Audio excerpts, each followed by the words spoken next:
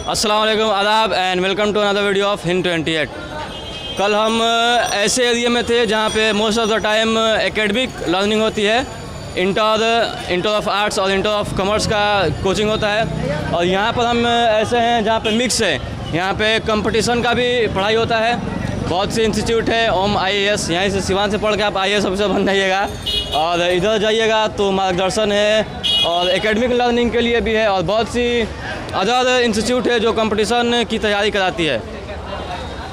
यहाँ पे मेरे आने का मकसद ये है कि युवा होता है वो एक बहुत बड़ी शक्ति होती है किसी भी देश के लिए, किसी भी राज्य के लिए।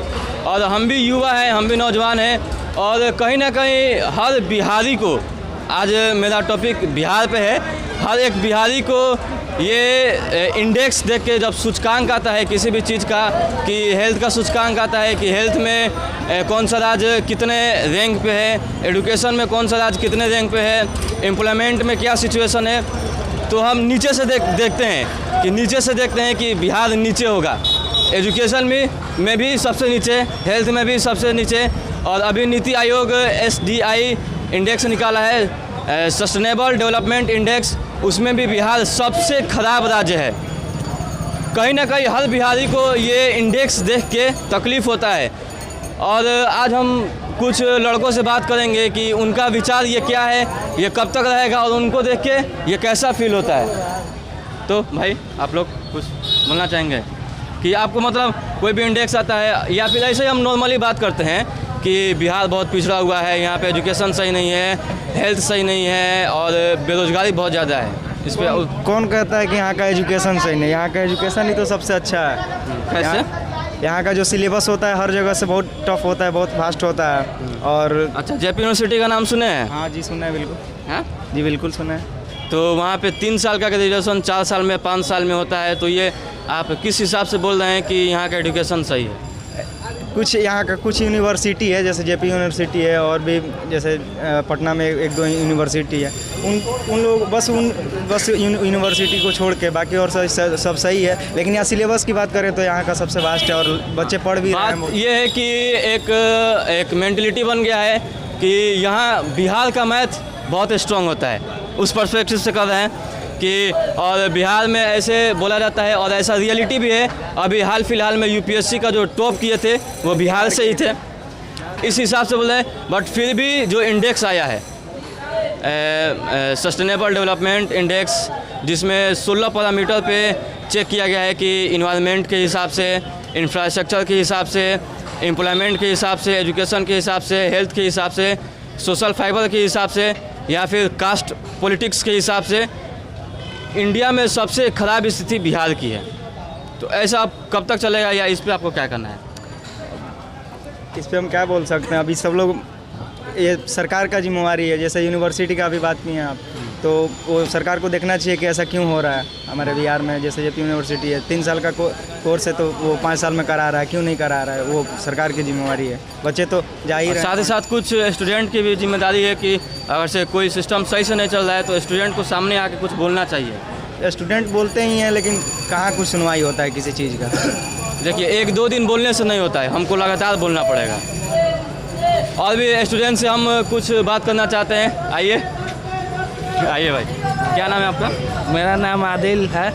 कहाँ से हैं? हम हुसैनगंज से बिलोंग करते हैं। मेरा भी घर आस-पास में है, इधर आ जाइए, करना सही है। कहाँ से क्लास करके आ रहे हैं? साइंस। अभी साइंस एकेडमी से करके आ रहे हैं क्लास। आगे चल के आपको क्या करना है? आगे चल के देखेंगे। मतलब कुछ सोचे नहीं है कि आप साइंस से पढ़ रहे हैं तो इंजीनियरिंग करेंगे या B.Pharm में रहेंगे? मैथ्स है, बायोलॉजी है? मैथ भी है, बायोलॉजी है। बायोलॉजी है। हाँ। तो आगे डॉक्टर बनना है? हाँ, डॉक्टर बनना है आगे। तो तैयारी नीट का करते हैं या अभी बस ऐसे ही? अभी 11th में या 12th में? अभी 11th में ऐसा ही चल रहा है, आगे चल के नीट का तैयारी करेंगे। Okay, best of luck for your NEET preparation. और आइए और भी स्टूडेंट से बात करते हैं कि बिहार पे उनका क्या कहना है। कुछ मैच्योर लड़के से और स्टूडेंट से बात करने की कोशिश करेंगे, मिले हैं, इनसे बात करते हैं बिहार के बारे में। आप पहले अपना नाम और। हमारा नाम अभय कुमार सिंह है जी। मेरा घर धूमनगर है। अभी मतलब क्या करते हैं पढ़ाई लिखाई में? डिफेंस का तैयारी करते हैं। डिफेंस का तैयारी करते हैं। और जब भी आप डिफेंस का तैयारी कर रहे हैं, कंपटीशन का, हम भी उसी में हैं तैयारी कर रहे हैं, तो जब भी आप इंडेक्स देखते होंगे, सूचकांक आता होगा कि सस्टेनेबल डेवलपमेंट इंडेक्स आता है नीति आयोग से, या फिर हेल्थ इंडेक्स आता है राज्य का, या एजुकेशन का आता है इंडेक्स, तो हम देखते हैं बिहार नीचे से 22 नंबर पे है, 28 नंबर पे, 25 नंबर पे।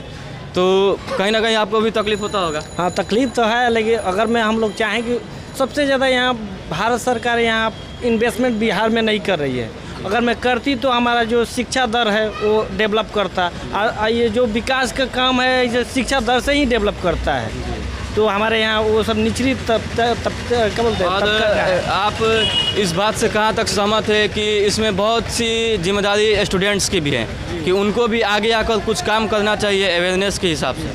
जी, इससे सहमत हैं कि अगर मैं स्टूडेंट चाहना चाहता है कि अगर मैं आगे बढ़कर हिस्सेदारी ले या भागीदारी ले जो भी, तो उसके मतलब भारत सरकार सहयोग भी कर रही है। हम लोग चाहते हैं कि अब नया दल जो है वही चाहता है। भारत सरकार भी सहयोग कर रही है और साथ ही साथ बिहार सरकार भी सहयोग कर रही है। बहुत सा स्कीम आया है, BSCC स्कीम है, उसके बारे में आप जानते ही होंगे।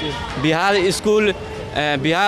सरकार क्रेडिट कार्ड योजना ऐसे है कि 4 लाख आपको ग्रेजुएशन की पढ़ाई के लिए दे रही है, तो इसका भी बेनिफिट स्टूडेंट्स को उठाना चाहिए। जी, ये तो मतलब ये जो बोलते हैं कि जो गरीब तबका के जो लोग हैं उनसे मतलब सबसे ज़्यादा ये फ़ायदा होनी चाहिए। ये सब अब लड़का उठा रहा है सब स्कॉलरशिप के माध्यम से भी।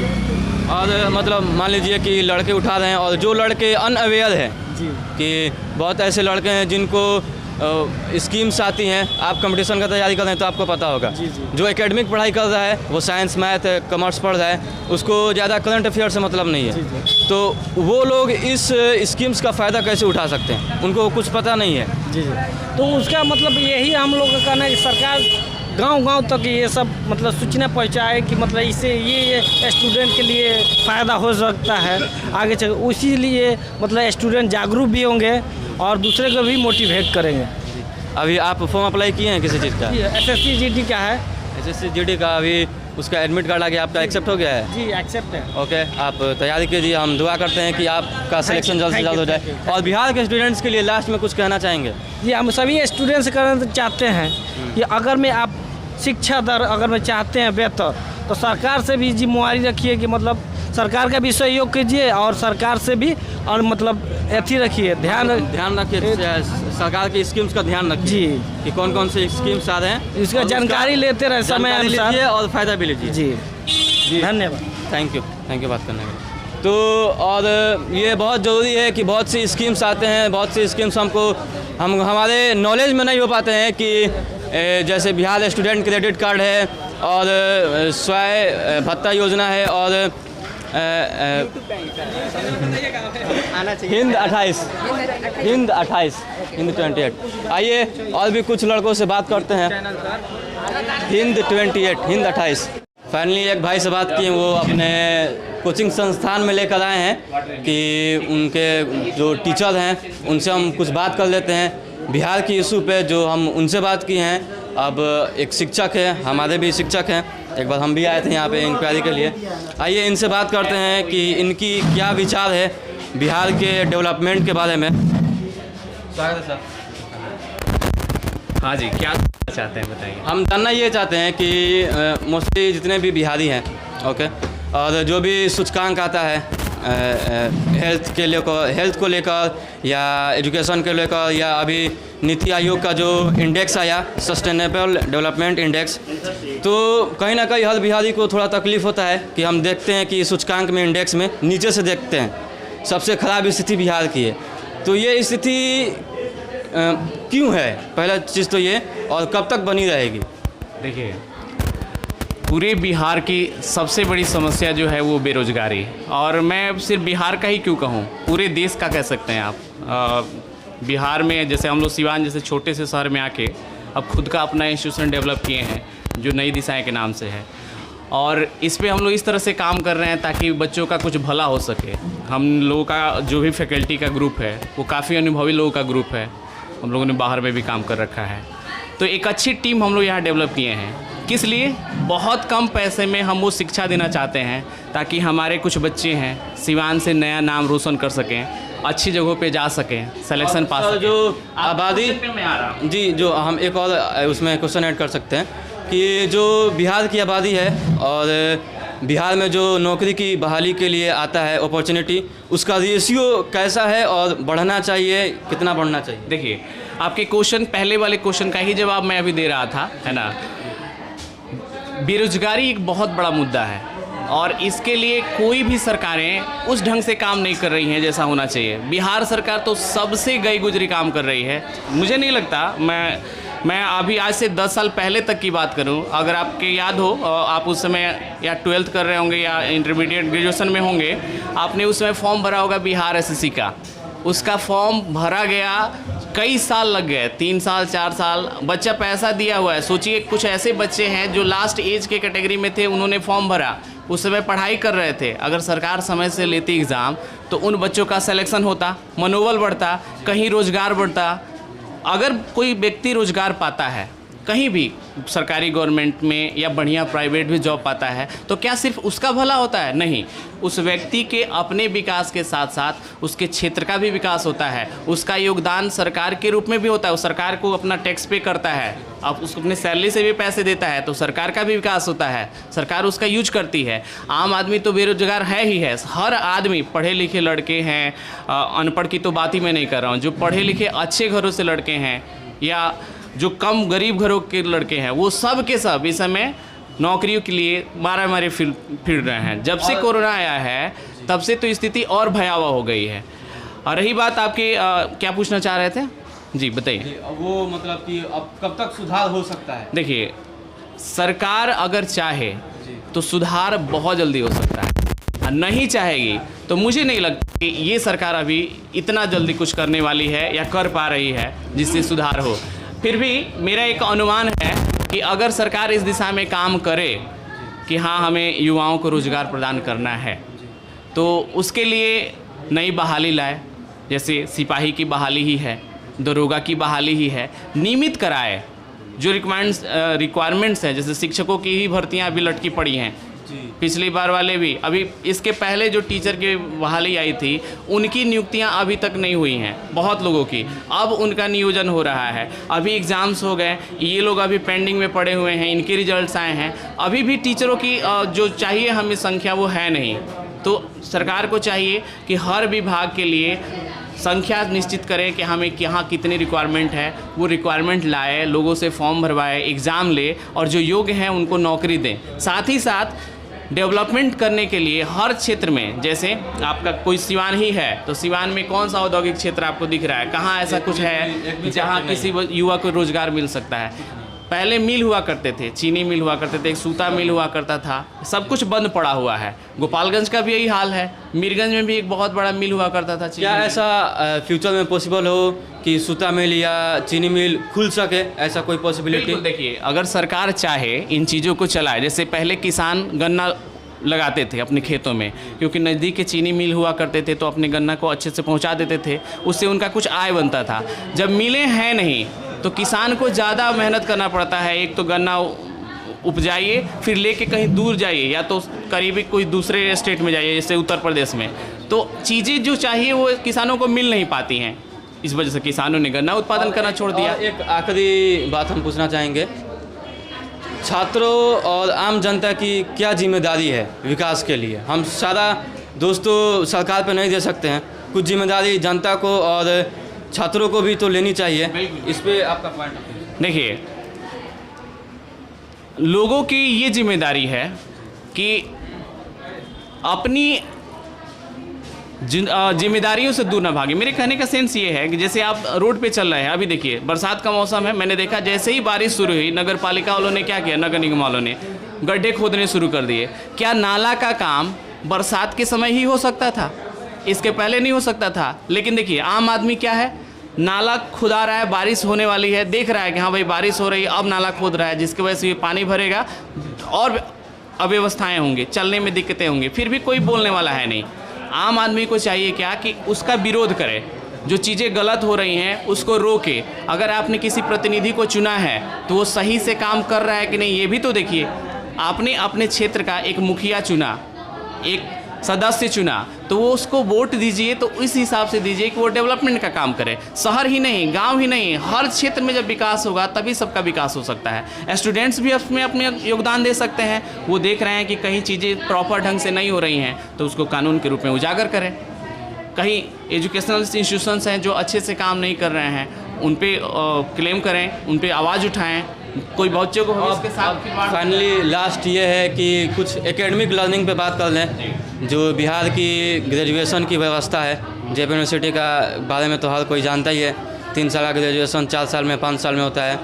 और भी आपका point of view academic learning? देखिए, सारण प्रमंडल का एक सबसे बड़ा विश्वविद्यालय जेपी यूनिवर्सिटी, जयप्रकाश विश्वविद्यालय, एक ऐसा विश्वविद्यालय है जिसका कोई माई बाप नहीं है, ना कोई देखने वाला है। यहाँ के बच्चों का भविष्य क्या हो रहा है इसके तरफ किसी का ध्यान नहीं है।